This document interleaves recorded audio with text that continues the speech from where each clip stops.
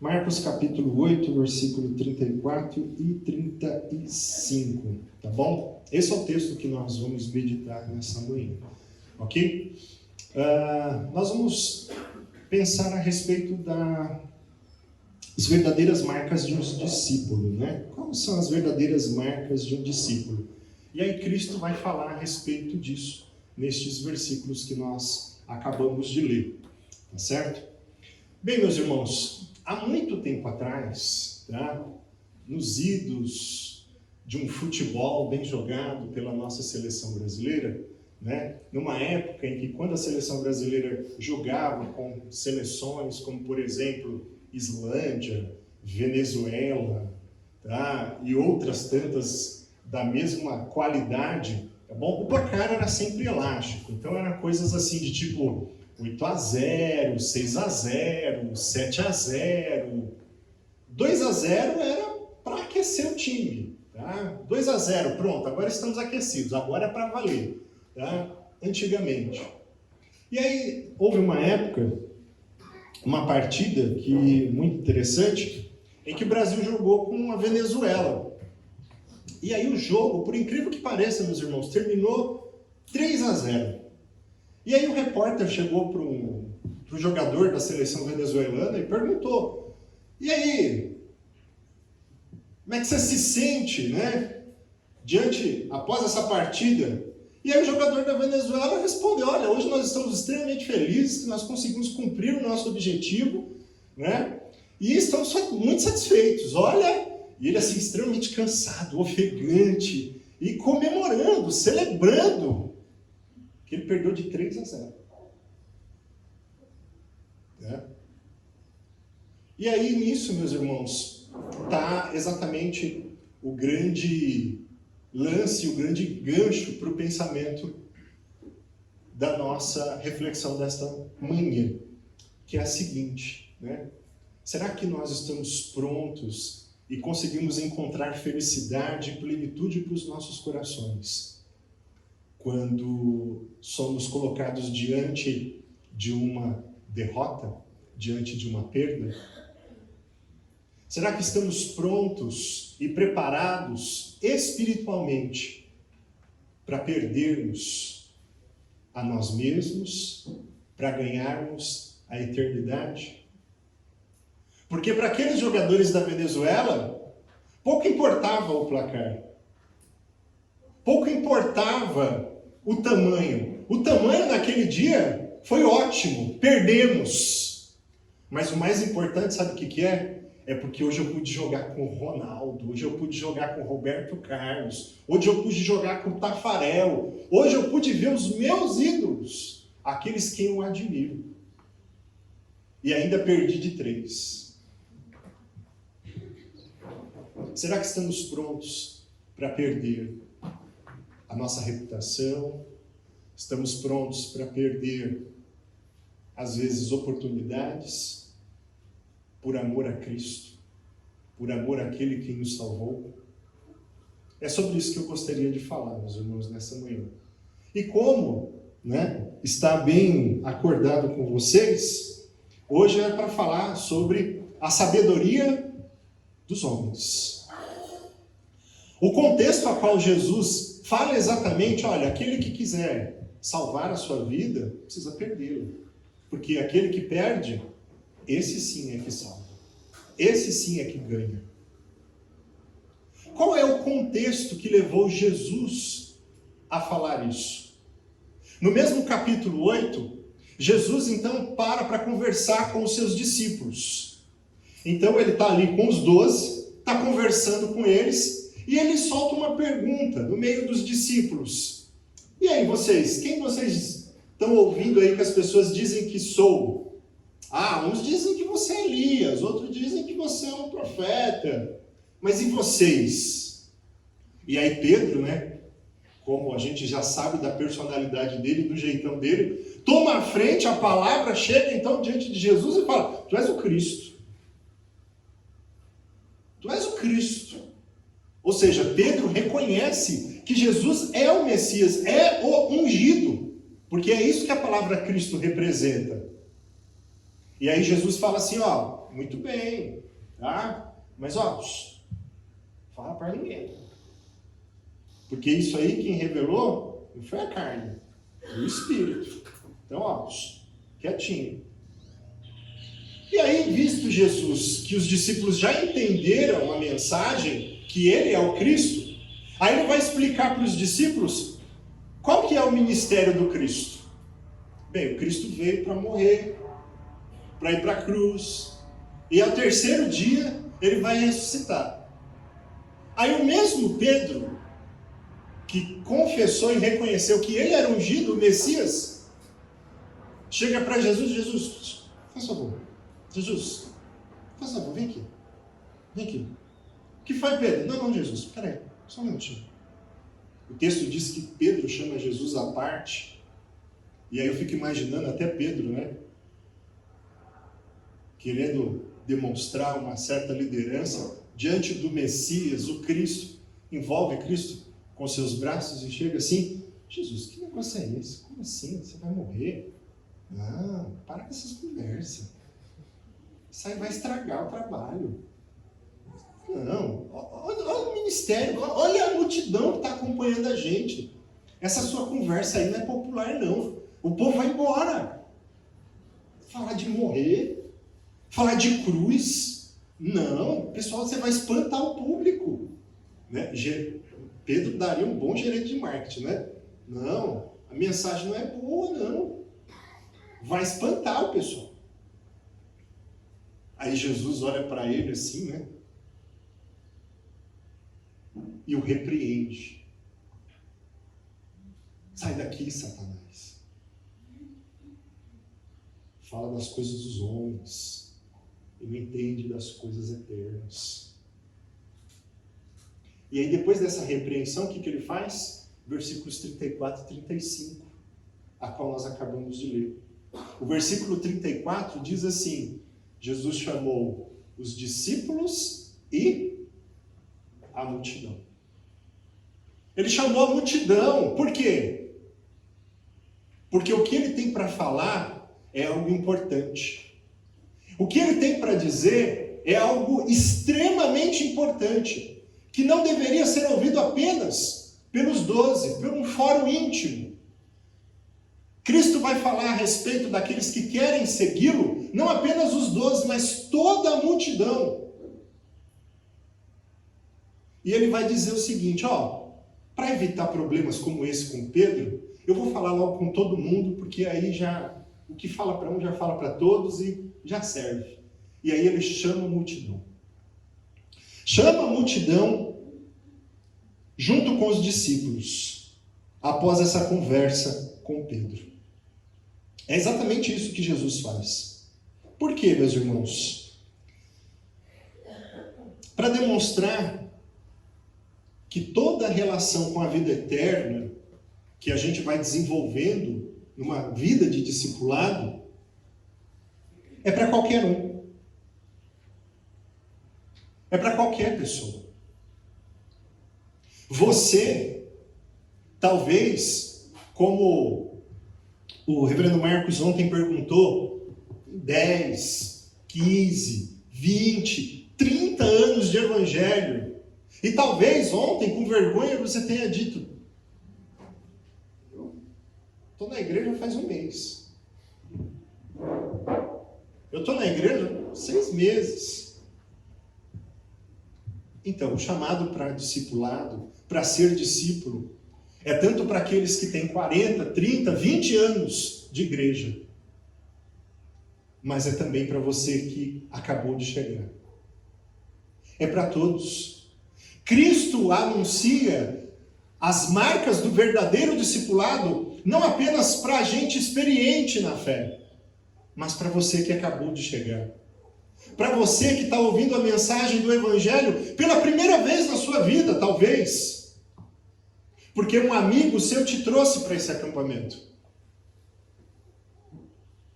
Então eu gostaria de falar também com você. A palavra de Deus foi revelada para ir ao encontro também do seu coração. E por isso Jesus chama não apenas os discípulos, mas chama toda a multidão. Porque não são apenas os 12 que são verdadeiramente os discípulos de Cristo, mas toda uma multidão espalhada pelos 4 cantos dessa terra. Gente de toda língua e nação, que confessam verdadeiramente que Jesus é o Cristo, como Pedro fez. Ainda existem pessoas que ouvem a mensagem da cruz e confessam verdadeiramente: este é o meu Salvador. Se você tem vivido, experimentado desta fé, e você tem buscado responder ao chamado eficaz de Deus na sua vida, então hoje as marcas do verdadeiro discipulado são para a sua vida. E aí Jesus segue dizendo: olha, venham todos vocês aqui. Quem quiser me seguir, quem quiser vir após mim, ou seja, essa expressão vir após mim, quer dizer aquele que tem o desejo de se juntar a Cristo como seu discípulo. Porque Jesus ele não era seguido apenas pelos 12, mas pela multidão, conforme o texto diz, e também como Mateus capítulo 8, antes do encontro com o leproso, diz também, Jesus despediu a multidão e aí tem um encontro com o leproso. Então, era uma marca característica do ministério de Cristo, onde ele fosse, havia uma multidão seguindo, além dos 12. Só que ir após Cristo exige de nós o quê? Uma dedicação por inteiro. Um verdadeiro compromisso. Porque aquele que se compromete em ir atrás daquele que é o caminho, a verdade e a vida, precisa viver no caminho, na verdade, experimentando todos os dias a vida que Deus nos dá. Ou seja, Jesus começa então a dizer: quem quer me seguir? E aí, na parte B do versículo 34, Jesus passa a nos ensinar quais são as marcas do verdadeiro discipulado, ou do verdadeiro discípulo, por assim dizer. A primeira marca, meus irmãos, é negar a si mesmo, como o texto diz. Se alguém que quer vir após mim, negue-se a si mesmo. O que é negar a si mesmo? Negar a si mesmo é dar bye-bye ao velho homem. É abandonar velhas práticas. É abrir mão de toda e qualquer confiança em si mesmo para a salvação.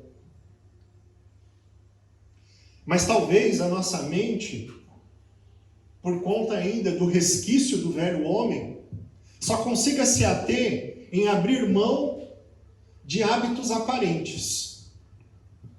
Sei lá, quem fumava não fuma mais, quem mentia não mente mais, quem roubava não rouba mais, quem enganava não engana mais, quem dava mau testemunho já não dá mais mau testemunho. Você consegue ver essas coisas e fica fácil. Só que quando Jesus está falando do negar-se a si mesmo, ele não está falando apenas de práticas e hábitos aparentes. Ele está falando também até mesmo dos pensamentos. E esses pensamentos, às vezes, vêm disfarçado de piedade, vem disfarçado de santidade, mas é esse tipo de pensamento também, o pensamento religioso, que é desenvolvido e que cresce simplesmente para satisfazer o próprio ego, é exatamente esse tipo de negação que você precisa viver. O verdadeiro discípulo de Cristo, como o reverendo Marcos Kleber disse aqui, ele não busca conhecimento para si mesmo. Ele não busca conhecimento para alimentar ou para demonstrar para as pessoas que ele é um exímio expositor da palavra. O verdadeiro discípulo de Cristo, que entende o negar-se a si mesmo, faz todas as coisas, busca todas as coisas, unicamente com um único propósito e objetivo: a glória de Deus. Isso é o negar-se a si mesmo. Como Paulo vai dizer lá em Filipenses capítulo 3, versículos 7 e 8, quando ele vai fazer uma referência ao todo o conhecimento judaico que ele adquiriu em relação à graça de Deus. Ele vai dizer o seguinte: mas o que para mim era lucro, isto considerei perda por causa de Cristo. Sim, deveras considero tudo como perda, por causa da sublimidade do conhecimento de Cristo Jesus, meu Senhor, por amor do qual perdi todas as coisas e as considero como refúgio para ganhar a Cristo. Paulo entendeu muito bem o Evangelho de Marcos. Negar-se a si mesmo, perder para ganhar. Eu considero todo o meu conhecimento adquirido no judaísmo como perda, mediante todo o ganho da graça e da misericórdia de Deus em Cristo Jesus. Será que você está disposto a negar-se a si mesmo, até mesmo no seu conhecimento teológico, e entender que esse conhecimento é fruto da revelação de Deus, não para o seu ganho pessoal, não para a sua autopromoção, mas para servir a irmãos e irmãs, entregando a eles a glória de Deus, o amor de Deus através de Cristo Jesus. Esta é a verdadeira raiz da mensagem: negue-se a si mesmo.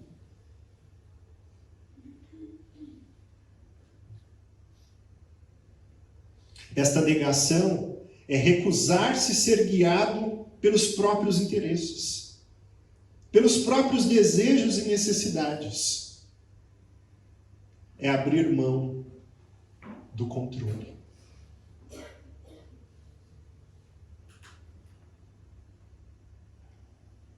É abrir mão do controle.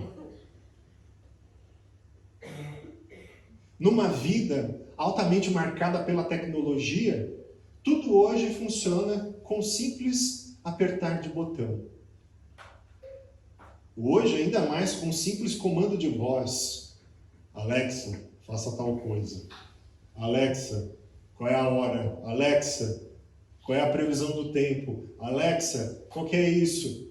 A gente está buscando sempre ter o controle das coisas. O controle das horas, o controle do tempo.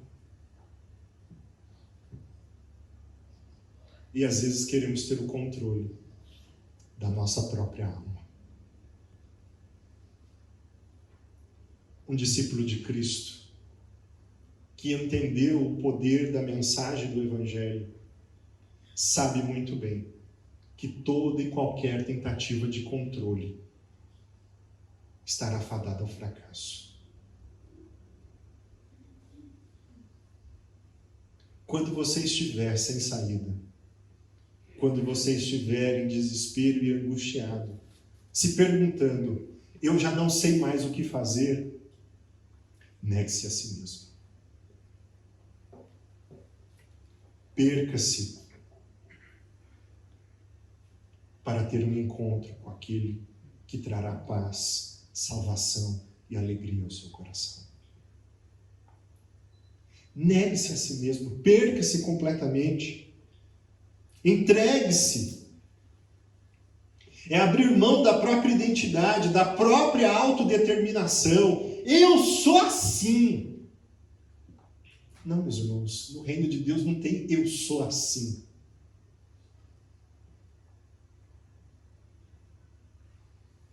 Você foi chamado e regenerado para refletir e exalar o perfume de Cristo. Negar-se a si mesmo. E vejam, Jesus está chamando a multidão e falando com os 12, falando com todo mundo, mas ao mesmo tempo ele está dando uma resposta para Pedro. É negar, Pedro. É negar, Pedro. E aí você pode tirar o nome de Pedro e colocar o seu próprio nome. É negar, Ricardo. É negar, Paulo. É negar, Vitor. É negar a si mesmo. É olhar para o próprio passado e ter a coragem e a força para se desapegar dele. Mas também não é negar algo. Ah, entendi. Antes eu queria isso, agora é só não querer mais. Não. Não é só negar algo ao seu ego. É negar também o próprio ego. É abrir mão da própria identidade. Negar-se a si mesmo é ir até as últimas consequências no negar-se a si mesmo. Não é negar apenas coisas, experiências, mas é negar o próprio eu. É negar a sua própria história de vida. É abrir mão dela para que Cristo escreva uma nova história a partir do poder da palavra de Deus.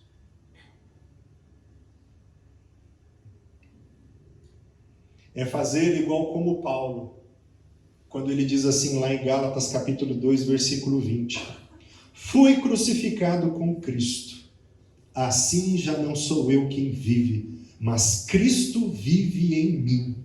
A vida que agora vivo no corpo, vivo-a pela fé no Filho de Deus. Quero ser discípulo de Jesus, é maravilhoso, tem acampamento, tem jovens, tem alegria, tem festa, tem isso, tem aquilo, e tem negar-se a si mesmo.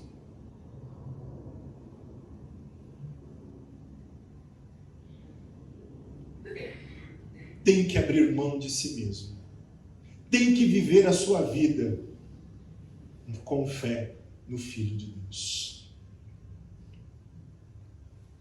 Poxa, o primeiro já foi difícil. Calma. Vai apertar o cinto mais ainda. Segunda coisa que Jesus diz no verdadeiro discipulado. Você precisa tomar a sua cruz. Tem que tomar a cruz. Tem que pegar a cruz.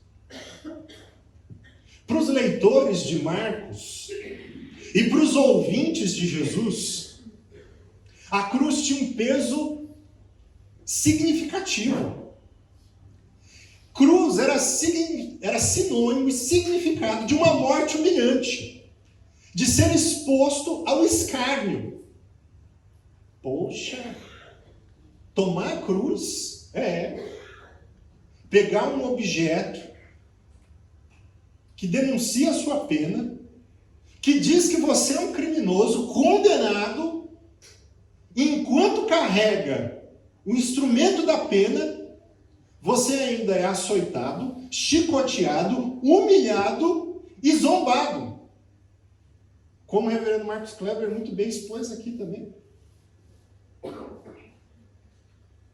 É ser humilhado. Para os leitores de Marcos e para os ouvintes de Jesus, imagina o impacto da mensagem. É negar a si mesmo. Aí eu imagino que eles devem ter murchado, como eu vi alguns semblantes aqui murchando na hora, né? É isso. Aí, todo mundo olhando para Jesus, vendo ele, o Messias, o Salvador. Fala Jesus, fala Jesus, fala Jesus, negue-se a si mesmo. Poxa. E tem outra coisa, hein? Tome a sua cruz.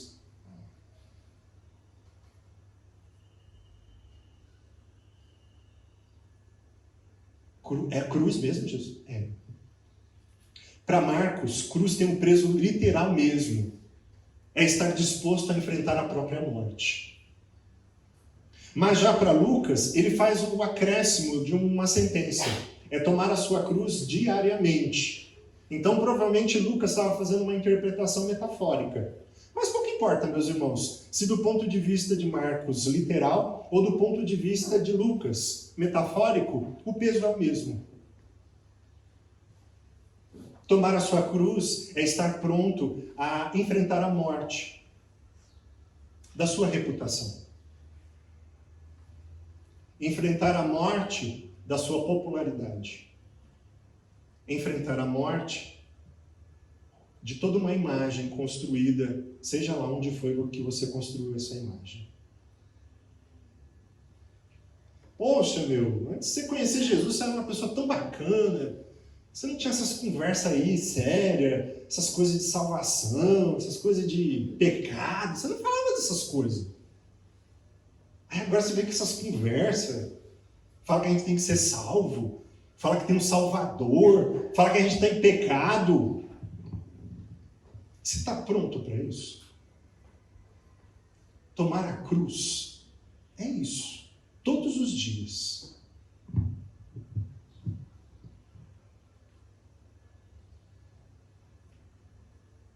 E aí, meus irmãos, por que isso tem a ver com o discipulado e com o discípulo de Cristo? Porque aquele que segue a Cristo tem que estar pronto a viver o mesmo destino que o Cristo disse que ele viveria.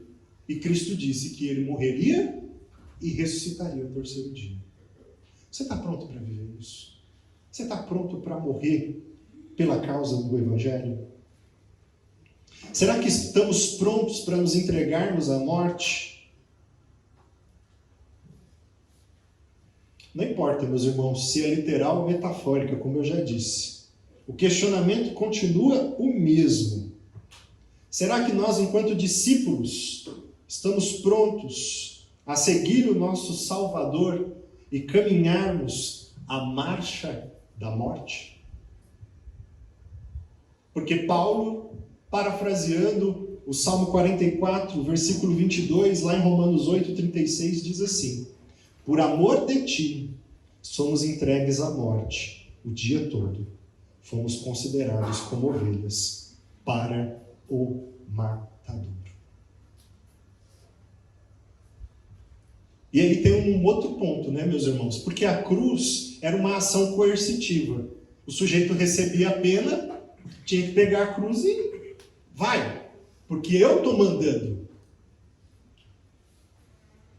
O discípulo de Jesus é diferente. É ele quem toma a cruz de modo voluntário e carrega, porque ele quer seguir as mesmas pisadas do seu mestre. Os cancelamentos desse mundo são coercitivos, mas o cancelamento que nós estamos prontos e dispostos a sofrer e morrer é voluntário. Tem que ser voluntário.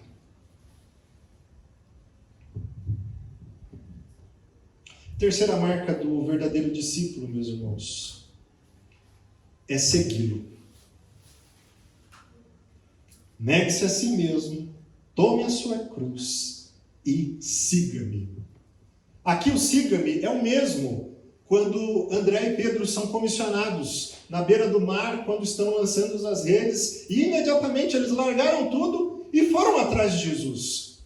É o mesmo siga-me de quando Jesus está passando pela fronteira de Cafarnaum, e aí ele vê um homem sentado na coletoria, chamado Mateus, e ele diz, siga-me, e ele imediatamente o seguiu. Para seguir a Cristo, os seus verdadeiros discípulos precisam estar prontos a negar a si mesmo, tomar a sua cruz e então segui-lo. Não é uma sequência cronológica. São apenas 3 características lógicas que todo discípulo precisa ter. Não é que você precisa primeiro negar para carregar a cruz, depois de carregar a cruz você vai seguir. Não. É que quem segue já tomou a cruz. Quem segue já negou a si mesmo. Já não vive mais para si. Abandona tudo para seguir a Cristo. E esse seguir aqui, meus irmãos, também não é uma ação pontual, que determina um começo. Começou a seguir? Pronto. Não, já estou seguindo. Não é assim. É um seguir contínuo, que tem um começo, mas tem que dar continuidade. É um seguir para sempre.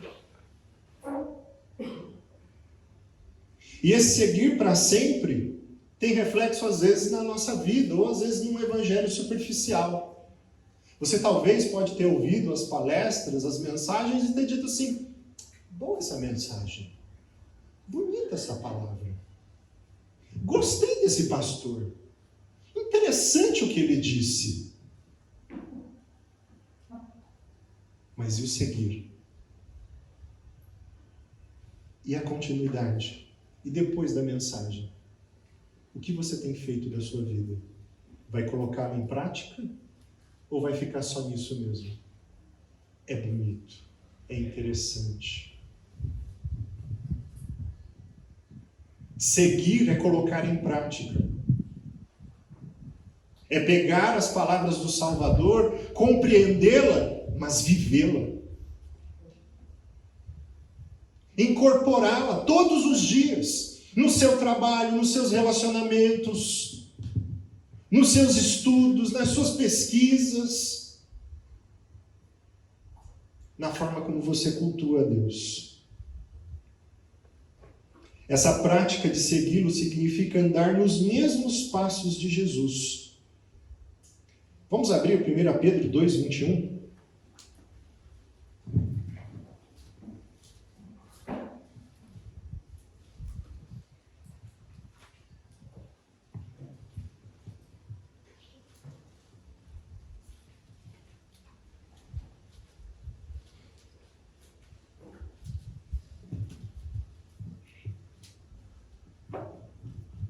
Quem achou pode ler, por gentileza? Porquanto, para isto mesmo foste chamados, pois que também Cristo sofreu em vosso lugar, deixando-vos exemplo para seguirmos os seus passos.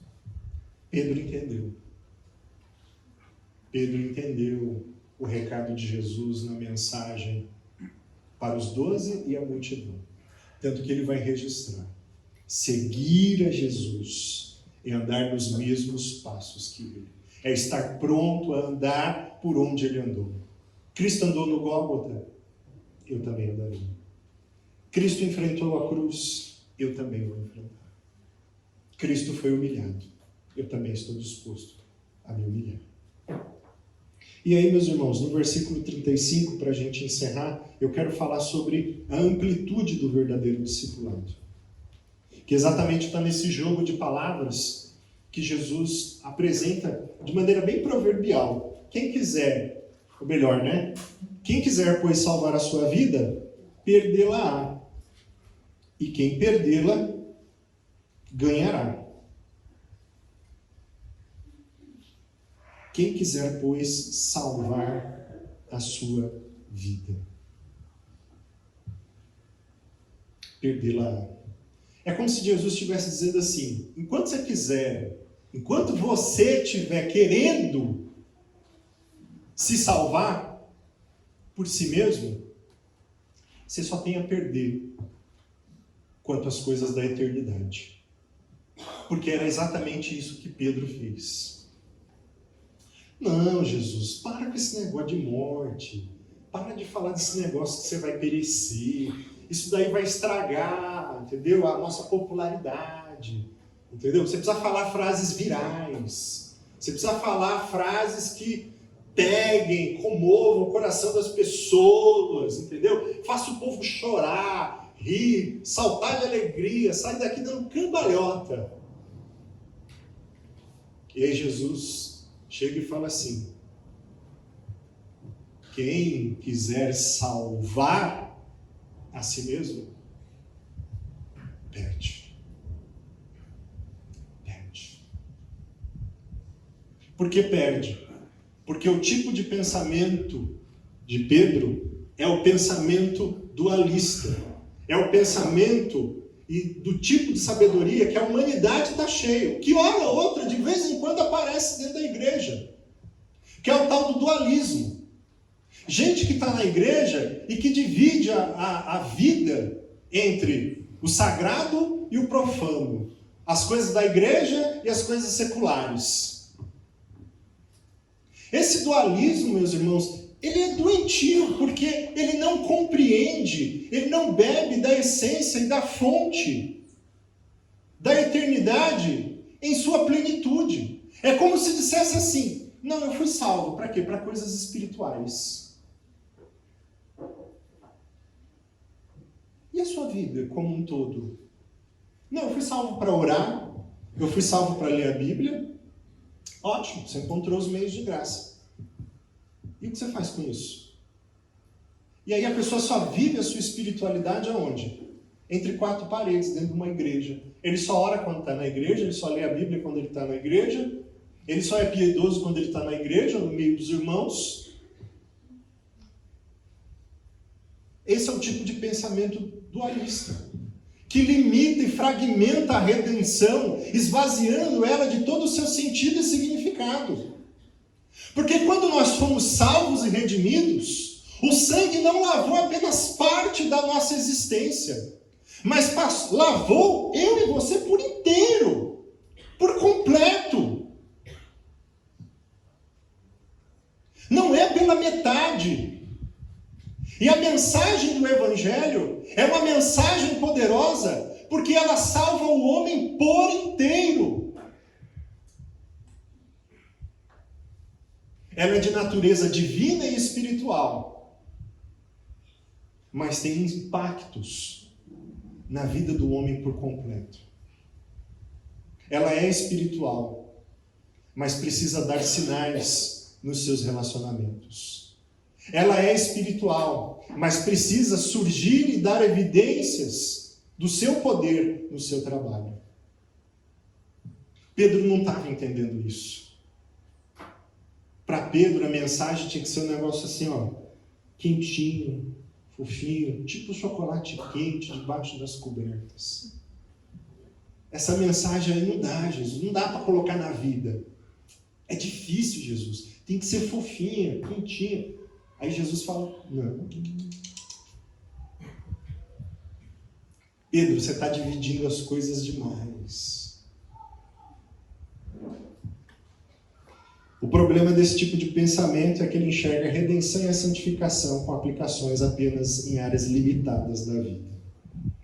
Pedro tinha um pensamento dualista de Cristo. A prova disso é, ele enxerga o Messias. Tu és o Cristo. Mas logo em seguida ele fala, não, o Messias não pode sofrer, o Messias não pode morrer. Não, jamais. Não, Jesus, não é isso não. Porque para ele o Messias só tinha uma face. Menos a dor, menos o sofrimento. Se Pedro fosse um crente de hoje, ele diria, né? Não, o Messias que eu creio é só vitória. É só vitória. Só vitória. E Jesus diz, não.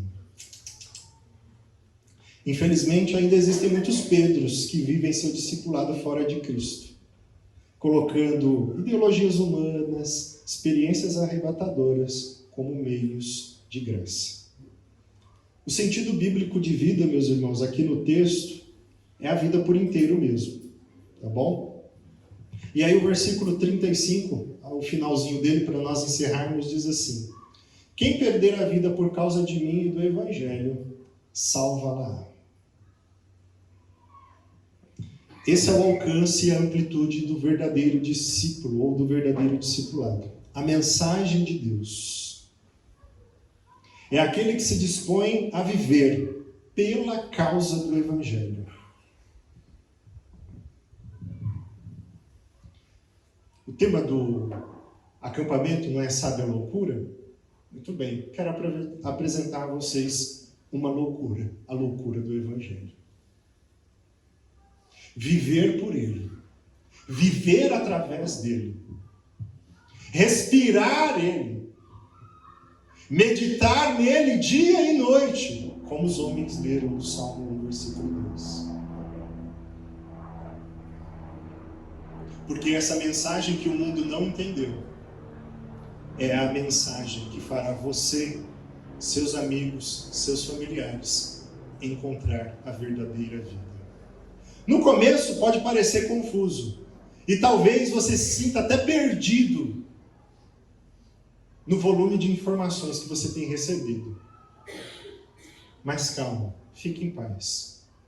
Porque quando você se perder, é que você será encontrado. Porque perder é se dedicar completamente a Cristo.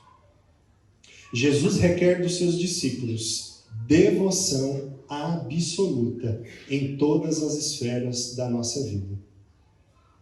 Quando nos perdemos de nós mesmos por completo e descansamos por fé no Filho de Deus, encontramos a verdadeira vida. Uma vida sem culpa, uma vida sem condenação, uma vida cheia de paz e alegria para a glória de Deus. Amém, meus irmãos? Que Deus nos abençoe. Oremos a Deus. Senhor nosso Pai, te louvamos e te bendizemos, porque o Senhor nos chamou para fazermos parte do teu corpo, firmando uma nova aliança através do teu sangue. Sangue este que nos salvou por inteiro. Então, Senhor, nos capacita, nos ensina, por meio do teu Santo Espírito, a não nos esquecermos desta tua santa convocação. Ajuda-nos a negarmos o nosso próprio ego, a nossa própria autodeterminação. Ensina-nos, Senhor, o valor de carregar a cruz do teu Evangelho dia após dia. Dê-nos forças para continuarmos seguindo os teus passos.